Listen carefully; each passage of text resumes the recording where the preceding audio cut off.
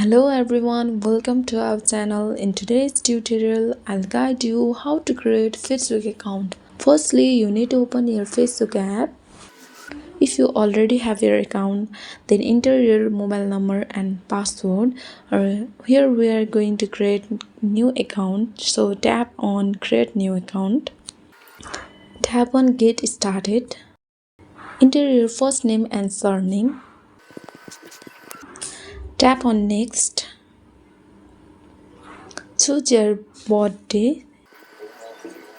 Tap on set and then next. Choose your gender. Tap on next.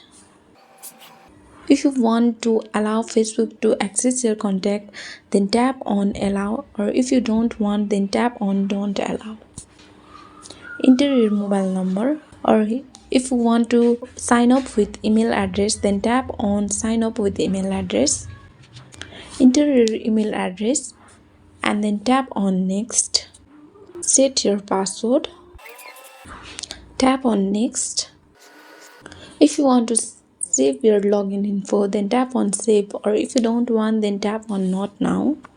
If you agree to Facebook terms and policies, then tap on I agree. Here you have to enter your confirmation code.